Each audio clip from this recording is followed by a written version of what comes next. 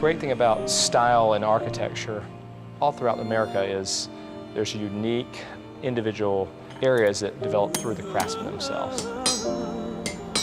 If you think about Charleston, the first thing that comes to mind is usually ironwork.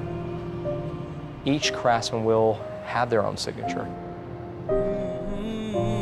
Mr. Simmons has very much a signature, and it's been amazing to watch the amount of people who come to Charleston to see his ironwork, to actually touch it and see his details.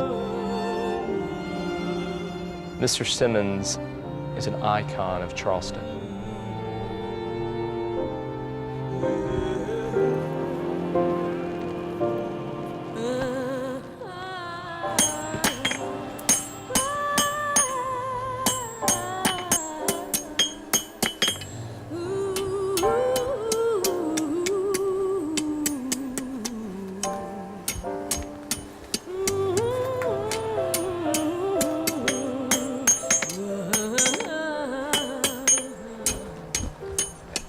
I think because, you know, Mr. Simmons lived so long working in the shop, closed in, working around the school for years, and he's like 98 years old, so there got to be some kind of potential or benefit of burning coal. He could take from, you know, something that he loved and went very, very, very far with the passion of his trade. And that's what really inspires me the most, because I feel like I have the passion to maybe pursue the dream that he had. Philip Simmons, his parents sent him to Charleston at the age of about 9 for a good education. So one day he was passing, going on to Butte School. He saw this shop with all the sparks were flying, the horse was kicking up, and Mr. Simmons often talked about the excitement in the blacksmith shop that really intrigued him. He went to the shop to work, asked Peter Simmons for a job. Peter Simmons told him, well, boy, you're too young. The horse will kick you over the moon. Come back when you turn 13. That Thursday, he turned 13. That Friday, he was in that shop.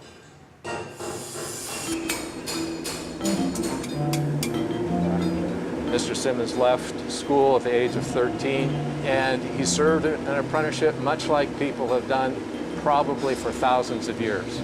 Start out with simple work, start out putting tools away, fixing wagons and cars. This was work that the community needed, and Mr. Simmons was serving that market. Later on, as he begins to see the tides of change, he makes a conscious decision to move into ornamental work. So that's when Jack Krawczyk, a clothier on King Street, came to him and asked him to make a gate. That's why I call it divine intervention. Said, Mr. Krawczyk, I never made no gate. I do horseshoes and blacksmith stuff. Jack Krawczyk told him, well, bend the horseshoes, bend the iron the same way you bend the horseshoes.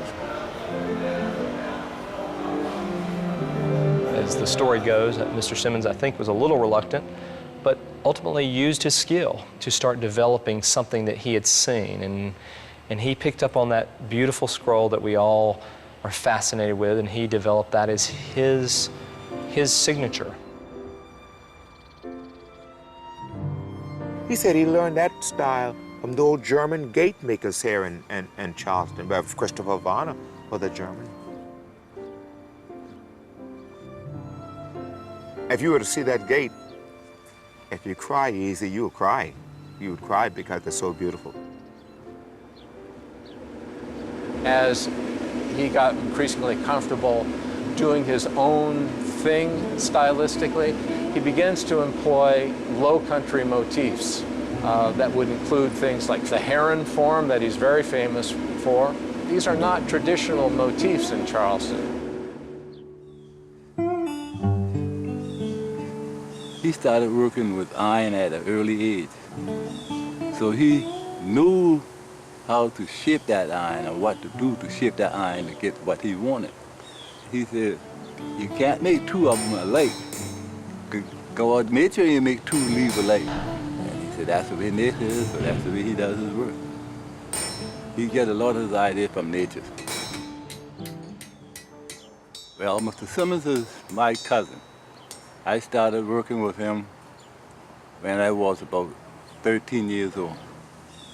We built this shop in '67. Like, we got some stuff back here that's over 100 years old.